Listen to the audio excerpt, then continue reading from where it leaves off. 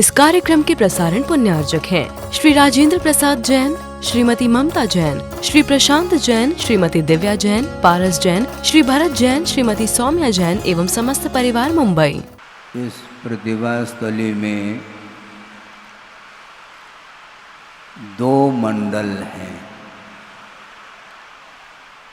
आपको लगेगा 2 मंडल कहाँ से आप कह रहे हैं। एक तो गुरुदेव का आभा मंडल और एक गुरुदेव का आभा मंडल और एक प्रतिभा मंडल, 2 मंडल हैं। जहाँ पर गुरुदेव का आभा मंडल हो तो उस स्थान को छोड़ करके अन्यत्र और कोई भी आभा मंडल मुझे तो दिखाई नहीं पड़ता। इसलिए उनके आभा मंडल में प्रतिभा मंडल की बहनें भी रहती हैं और सारी छात्राएं यहीं पर उनके समीप रह करके विद्या अध्ययन करती रहती हैं। और भविष्य में मुझे उम्मीद ही नहीं, पूरा विश्वास है ये छात्राएं भी प्रतिभा मंडल के रूप में उभर करके आ सकती हैं।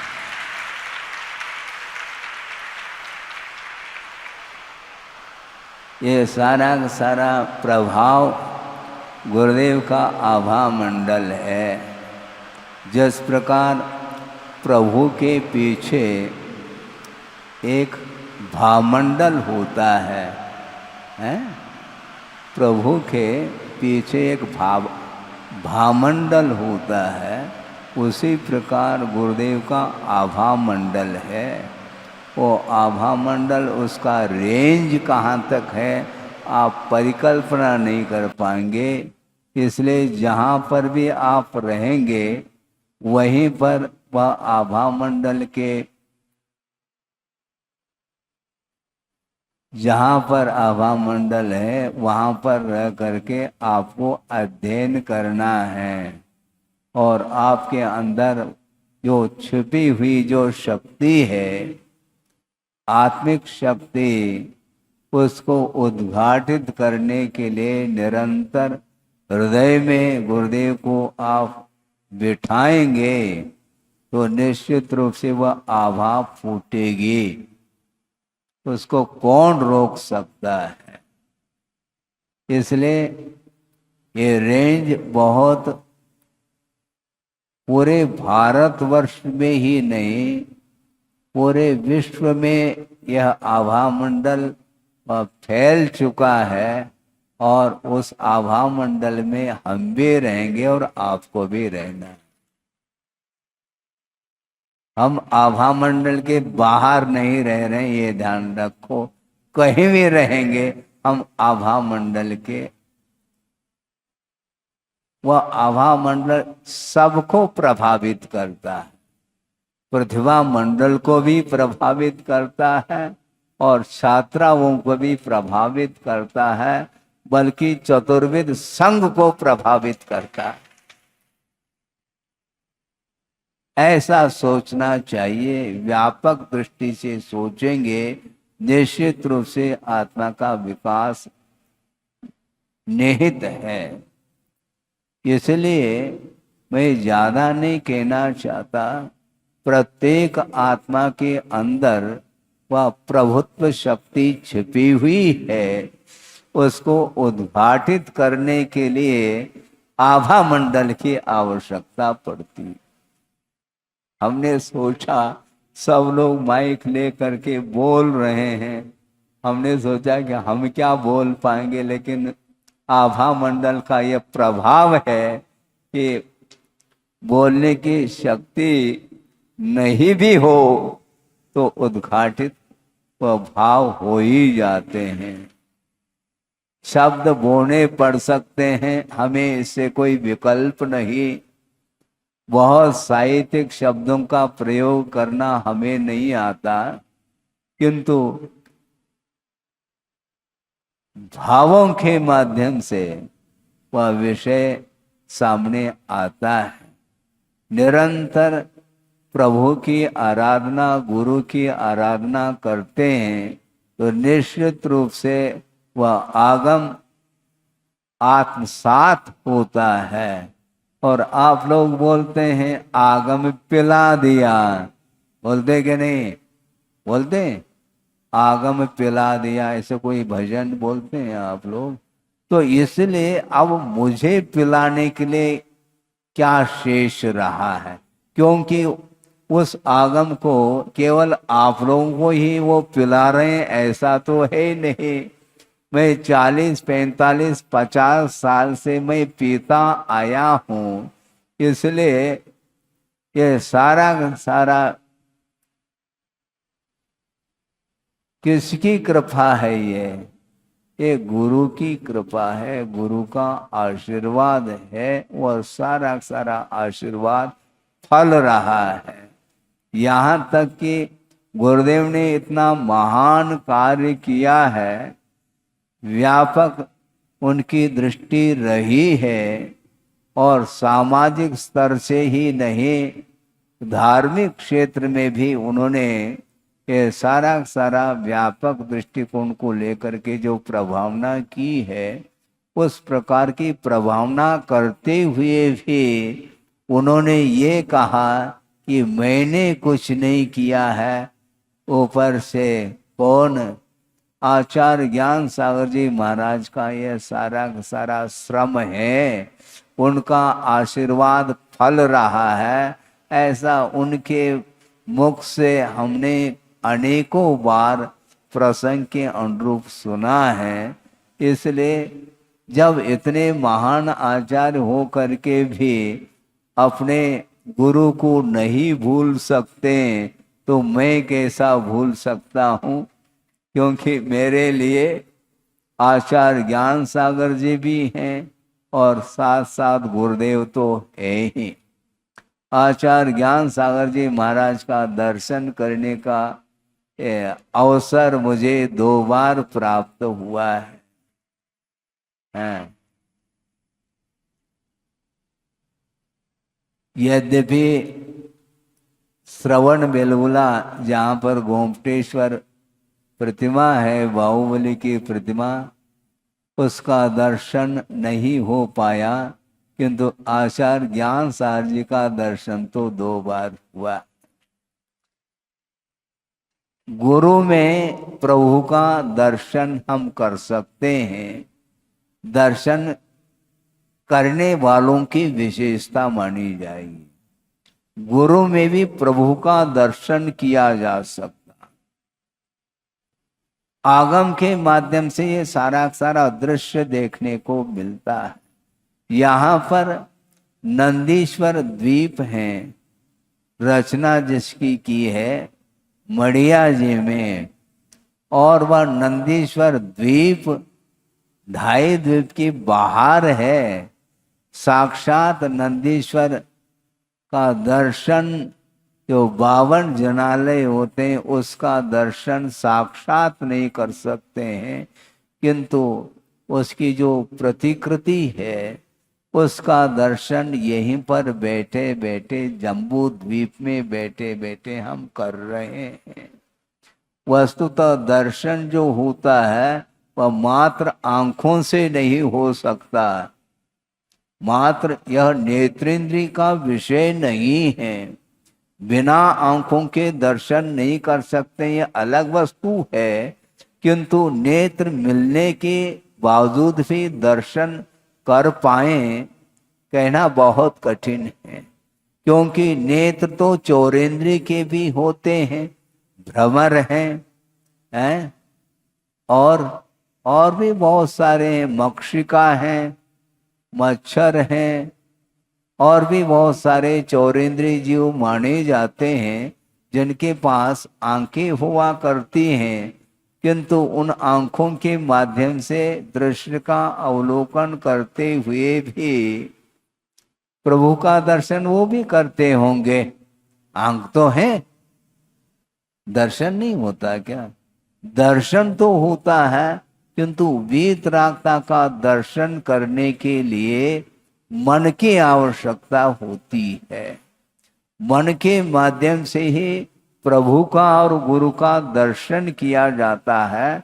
और आप आंख मेज करके दर्शन करेंगे तो और अच्छे ढंग से दर्शन हो सकता है, क्योंकि बाहरी जो कुछ भी परिदृश्य है वह सारा सारा शून्य हो जाता है और मात्र प्रभु ही प्रभु देखने में आते हैं, गुरु ही गुरु देखने में आते हैं। इसलिए 5 मिनट के लिए आप लोग आंख मेज करके प्रभु और गुरु का दर्शन प्रतिपल किया करो। हाँ, कहीं भी रहो, आभा, हाँ, आभा मंडल अच्छा, हमने सोचा कि इसके अलावा और कोई भी विषय ध्यान में नहीं आ रहा है। बहुत अच्छा विषय है कि प्रभु का भी आभा मंडल रहता है तो गुरु का भी आभा मंडल कम नहीं रहता है, क्योंकि प्रभु के स्वरूप को वहां तक ले जाने के लिए गुरु ही एकमात्र आलंबनी होते हैं। जिस प्रकार शुद्ध परमेष्टि का जो अस्तित्व है, उनका जो स्वरूप है, उसको कौन बताते हैं? तो अरहंत परमेष्टि बताते हैं। पंच नमस्कार मंत्र का आप उच्चारण करते हैं, जाप आदि करते हैं, उसमें पंच परमेष्टि का ही स्मरण किया जाता है। और उसमें सर्वप्रथम किसका नंबर आया है? नमो अरहंतानम, ये आया। जबकि शुद्ध परमेष्टि उन पंच परमेष्टियों में श्रेष्ठतम है। इसके बाद में उनका नंबर द्वितीय नंबर में रखा है और प्रथम नंबर में अरहंत परमेष्टि को याद किया है, क्योंकि अरहंत परमेष्टि इन चर्म चक्षुओं के माध्यम से देखने में आते हैं और उनकी दिव्य ध्वनि सुन करके सम्यक दर्शन की उत्पत्ति होती है। और शुद्ध परमेष्टि अमूर्त हो चुके हैं, स्वभाव में वह लीन हो चुके हैं। इन चर्म चक्षुओं के माध्यम से उनका दर्शन करना संभव नहीं, किंतु उनका जो स्वरूप है उसको बताने वाले अरहंत परमेष्टि होते हैं, इसलिए उनको प्रथम स्थान दिया गया है। उसी प्रकार वर्तमान में न सिद्ध परमेष्टि का तो दर्शन कभी भी नहीं होना है, चाहे चतुर्थ काल हो, चाहे पंचम काल हो, चाहे और कोई भी काल हो, किसी भी काल में सिद्ध परमेष्टि का दर्शन हम नहीं कर सकते। शुद्ध परमेष्टि का दर्शन करने के लिए सिद्धत्व को उपलब्ध करने की अनिवार्यता है। स्मरण करना अलग वस्तु, किंतु साक्षात उनका जो दर्शन होगा उसके लिए केवल ज्ञान को प्राप्त करने की आवश्यकता पड़ती है। किंतु अरहंत परमेष्टि के लिए ऐसा नहीं, साक्षात समोसरण में प्रभु विद्यमान होते हैं और उनके दर्शन करने के लिए सभी लोग आए हैं। 12 सभाएं वहां पर खचाखच है क्या नहीं? उसी प्रकार यहाँ पर भी सभा जो लगी है, गुरुदेव के आभा मंडल में ये सभा लगी है। हाँ, अंत तक इसको मैं फोकस बनाऊंगा, क्योंकि आभा मंडल का प्रभाव मेरे ऊपर भी तो पड़ा है, मैं अलग थोड़ी हूँ। 40-50 साल उनके सानिध्य में रहने का जो अवसर मिला है, यह स्वर्णिम अवसर अब भविष्य में पता नहीं कब मिल पाता। उसका हमें विकल्प भी नहीं है, क्योंकि गुरुदेव का ये कहना रहता है कि हमेशा वर्तमान में जीने का पुरुषार्थ करना चाहिए, और वर्तमान जिसका उज्जवल होगा निश्चित रूप से यह विश्वास है कि उसका भविष्य भी उज्जवल होगा। इसलिए वर्तमान को खोना नहीं, वर्तमान में सोना नहीं है, वर्तमान में जागना है। सोते समय भी आप जाग सकते हैं विश्वास के बल से।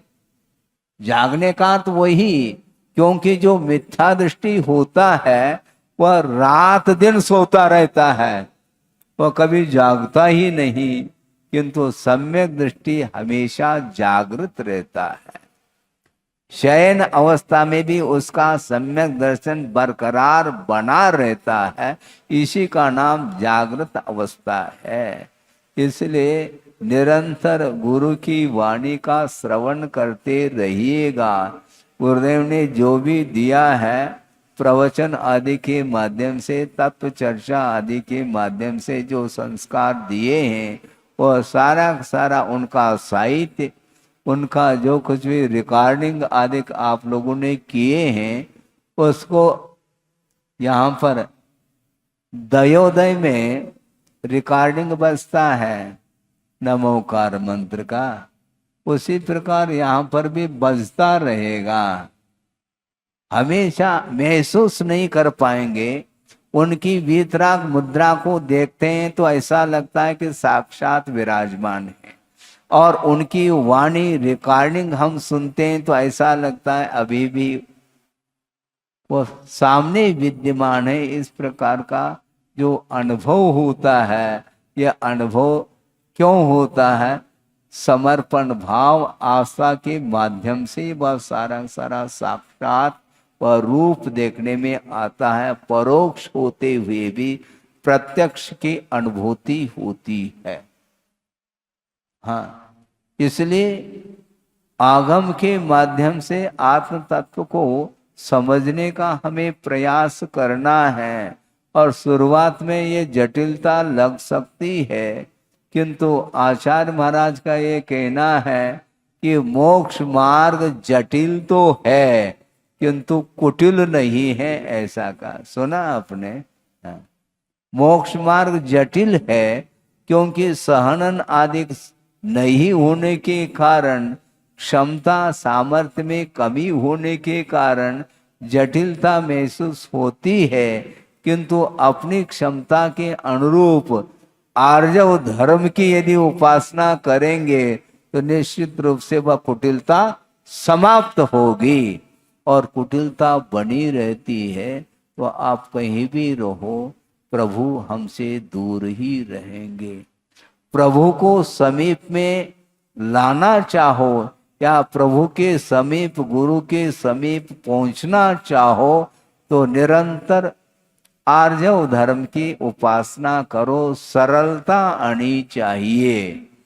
और इन छात्राओं में जो सरलता का दर्शन जो हमें हुआ है वह बिल्कुल अद्भुत है वो। हाँ, अन्यत्र भी छात्राएं पढ़ रही हैं कॉलेज इत्यादि में, किंतु इस प्रकार की जो ओरिजिनलिटी है, यथाजात जो स्वरूप है, वह धार्मिक संस्कार के माध्यम से ही आते हैं। और ये सारा सारा श्रम बहनों ने किया है। और बिल्कुल अच्छे ढंग से ताली बजाओ।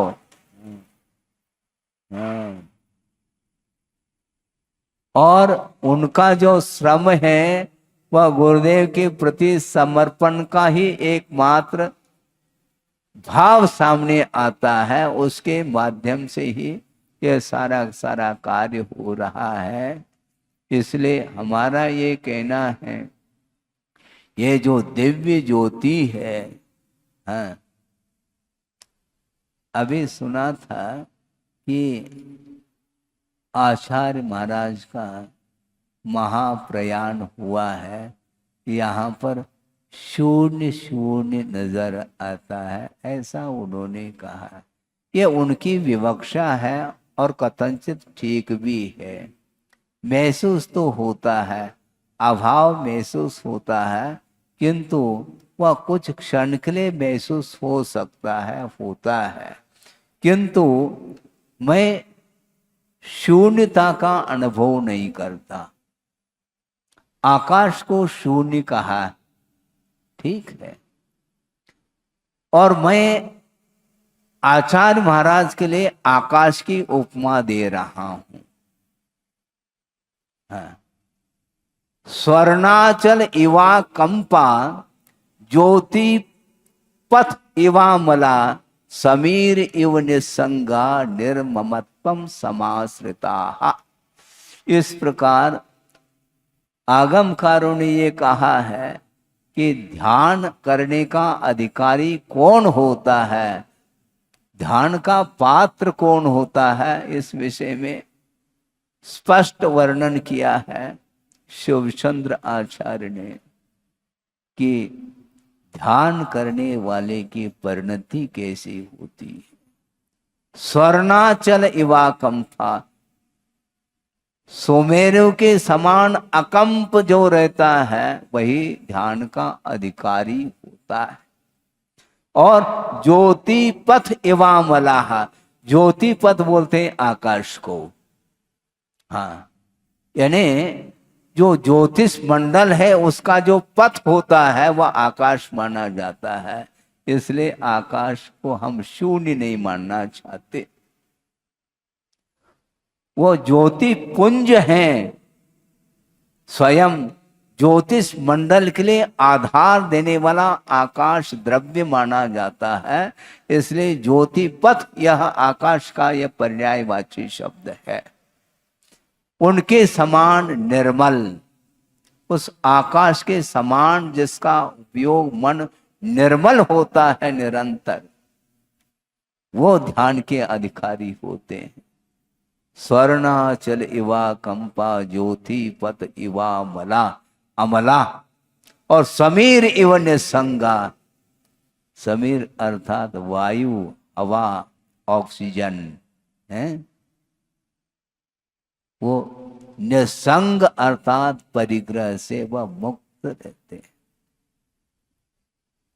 हवा सदा गति, हमेशा बहती रहती है और किसी के साथ उसका संबंध नहीं रहता।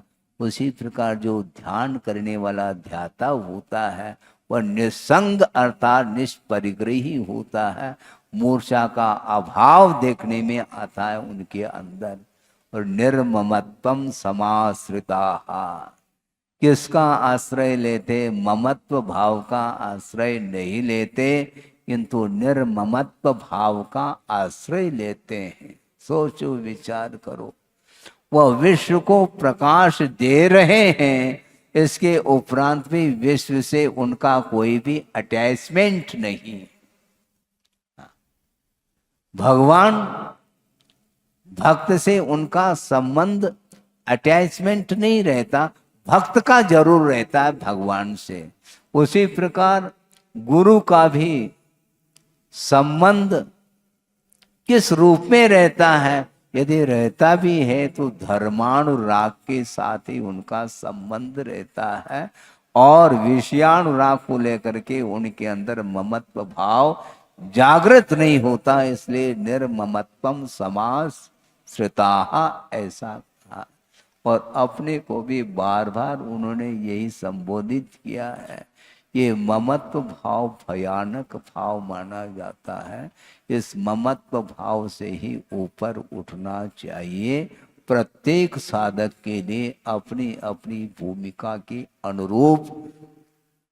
और जो उम्मीदवार हैं, छोटे छोटे जो छात्राएं हैं, उनके प्रति प्रमोद भाव उमड़ना चाहिए प्रत्येक व्यक्ति के लिए। इसके बिना उनके अंदर वह भाव नहीं आ सकता। और दूसरी बात यह है कि उनका जो स्लेट है वह कोरा है, उपयोग रूपी स्लेट कोरा है। एक व्यक्ति ने कहा था, हमें भी हंसी आई थी, सतना की बात है। उन्होंने ये कहा था कि टीचर पढ़ाते हैं छात्रों को और उनके लिए कुछ जानते हैं, वो कोचिंग लेते हैं, पढ़ाते हैं और राशि भी लेते हैं। उन्होंने ये कहा था कि 2 छात्र को वो पढ़ा रहे हैं, प्रसंग उन्होंने इस ढंग से बनाया था। एक छात्र को पढ़ा रहे हैं तो 500 रुपए लेते हैं केवल, और एक छात्र को पढ़ाने में वो 1000 रुपए ले रहे थे। हमने पूछा ऐसा क्यों?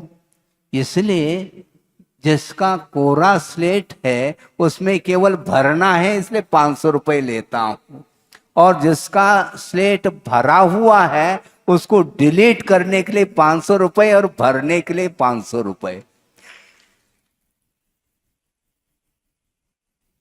सोचो, विचार करो, ये सारे सारे कोरा स्लेट, स्लेट पर कुछ लिखा नहीं गया है, आप भरते जाइए, और वैसे ही आप लोगों को राशि से कोई आवश्यकता है भी नहीं है। इसको बोलते हैं यथाजात रूप रहता है तो बहुत जल्दी वह आगम हासिल होता चला जाता है। जहाँ पर तर्क वितर्क आते हैं तो वहाँ पर गति में अवरोध पैदा हो जाता है। इसलिए इन बालिकाओं में कोई तर्क वितर्क नहीं, एक ही बार में हाओ बोल देते हैं। इसलिए आप लोगों को पढ़ाने में मेरे ख्याल से कठिनाई का अनुभव नहीं होता होगा, फिर भी थोड़ा बहुत हो जाए तो श्रम तो करना ही है, और श्रम करने से ही बाद में वह मीठा फल तो मिलता ही मिलता है। इसलिए आगम के माध्यम से बहुत कुछ सोचा जा सकता है, और आगम चक्षु साहू यह भी कहा है कुंद कुंद स्वामी ने, आगम ही जिसके नेत्र हैं वो साधु माना जाता है। हमेशा वो जो भी वचन उनके मुख से निकलते हैं, या वचन प्रवृत्ति जिस समय करने की आवश्यकता पड़ती है, उस समय आगम का आधार आलम्बन लेकर के ही वो बोलते हैं। वो कभी भी स्वप्न में भी आगम से बाहर की चर्चा करना नहीं चाहते। सबका कल्याण हो, यह पवित्र जो भाव है, इस भाव के माध्यम से जिसका कल्याण होना है वो होके रहेगा, इसी को बोलते हैं योग्यता। हाँ, इसी को योग्यता बोलते हैं, और योग्यता के लिए वह निमित्त प्रभावकारी सिद्ध होता है। हाँ, किसी को आग्रह नहीं किया जा सकता। भगवान ने और गुरु ने आग्रह करने के लिए निषेध किया है, फिर करना क्या? अनुग्रह कर सकते हैं। और जो अनुग्रह किया जाता है उस व्यक्ति के प्रति किया जा सकता है जिसकी योग्यता है। योग्यता के अनुरूप ये कार्य होता है। इसलिए बहुत अच्छा वातावरण यहाँ पर निर्मित किया गया है, और ये ऑटोमेटिक यह वातावरण इसलिए बन रहा है क्योंकि आभा मंडल के नीचे रहेंगे तो वातावरण बनाने की आवश्यकता नहीं पड़ती, और ये वातावरण हमेशा बना रहेगा, ये ध्यान रखो। हजारों लाखों करोड़ों अरबों साल व्यतीत हुए हैं और अभी भी उस स्थान पर पहुंचते हैं तो परिणामों में निर्मलता आती है, जिसको सिद्ध क्षेत्र बोलते हैं। तीर्थराज समेत शिखर के ऊपर जाते हैं तो कैसा वातावरण है, वहां का भी आभा मंडल काम करता है। ये आभा मंडल जो है ना, बहुत अच्छा शब्द है। भामंडल है, आभा मंडल है और प्रतिभा मंडल, सबके साथ मंडल ही जुड़ा हुआ। हाँ, ये स्क्वायर नहीं है, ये वर्तुल बोलते हैं, गोलाई है। कितने द्वीप और समुद्र होते हैं? असंख्यात द्वीप और समुद्र होते हैं मध्य लोक में, जिसके बीच में जम्बू द्वीप है, और उस जम्बू द्वीप को परिवेष्टित होता हुआ वह लवण समुद्र है। इसके बाद धातकी कंड है, फिर कालोदरी समुद्र है। इस प्रकार एक द्वीप एक समुद्र, एक द्वीप एक समुद्र, इस प्रकार होते होते असंख्यात द्वीप और समुद्र है, सब गोलाई को लेकर के हैं। वलया कृतय ऐसा का, वलय का अर्थ भी गोल ही होता है, और ये मंडल भी गोल ही है। हाँ बिल्कुल। एक बार ऐसा प्रसंग आया कि महाराज हम पड़गा नहीं पाए आपको। कहाँ पर? हमने ड्रेस देख लिया था, ड्रेस की कोई आवश्यकता नहीं पड़ती अपन को। और मंडल की बहन ने कहा महाराज हम रह गए। तो हमने कहा आप भूल रही हो, रह नहीं गए, क्योंकि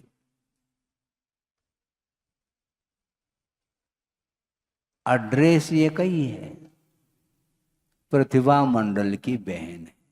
तो मंडल को हमने पड़गान दे दिया, इन्हें सबको दे दिया।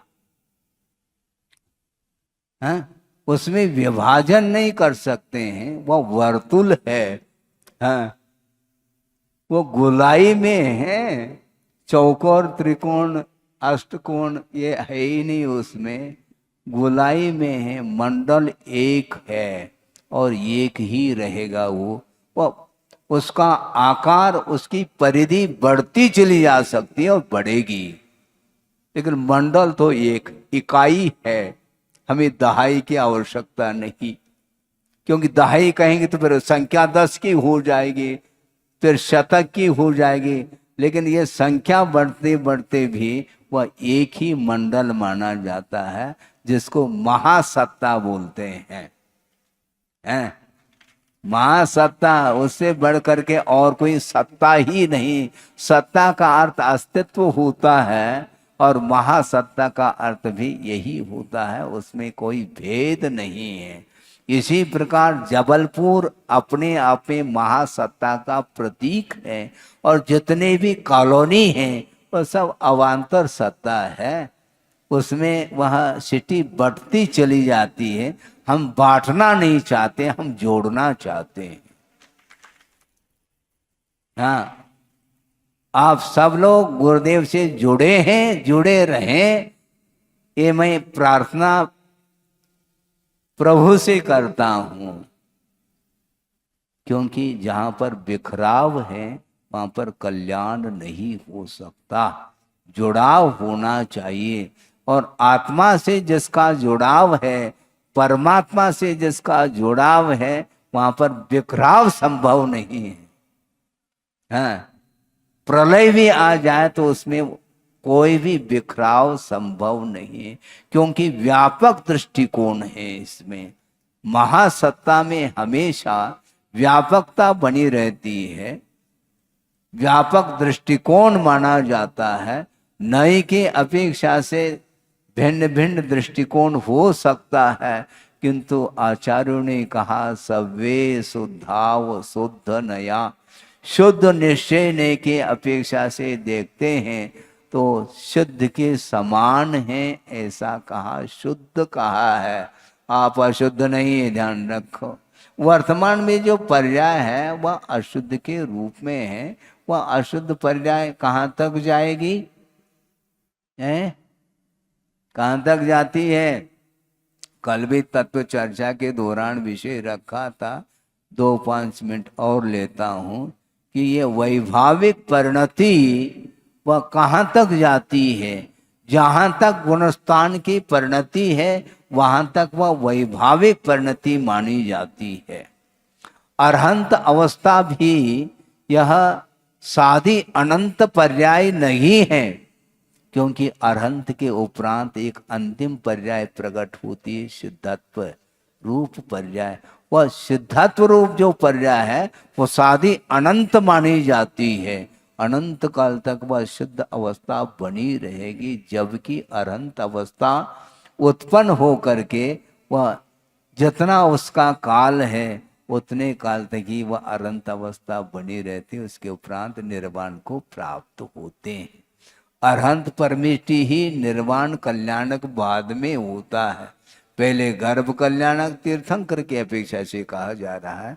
गर्भ कल्याणक, जन्म कल्याणक, तप कल्याणक, केवल ज्ञान कल्याणक, इसके बाद अभी एक कल्याण बाकी है, निर्वाण कल्याणक। तो निर्वाण की उपलब्धि किसको होती है साक्षात? तो अरहंत परमिष्टि ही निर्वाण को प्राप्त होते हैं। तो अरहंत अवस्था का व्यय होता है, सिद्धत्व की उत्पत्ति होती है। तो वहां तक यह अशुद्ध परिणति मानी जाती है जीव की। इसलिए अपने को स्वभाव की ओर ही दृष्टि रखना है, और स्वभाव की ओर दृष्टि रखने से महासत्ता का बोध होता है। कुंद कुंद स्वामी ने ये कहा, और गुरुदेव ने बार बार इस विषय को रखते हैं संग में। हमने सोचा कि महासत्ता क्या वस्तु है, धीरे धीरे पकड़ में आने लगी। महासत्ता में कभी भी भेद नहीं हुआ करता। जहां पर भेद आ गया तो वहां पर व्यवहार नहीं का अवलंबन लेना पड़ता। इसका अर्थ हम ये नहीं कहना चाहते कि व्यवहार नहीं का निषेध कर रहे हूं, ऐसा नहीं।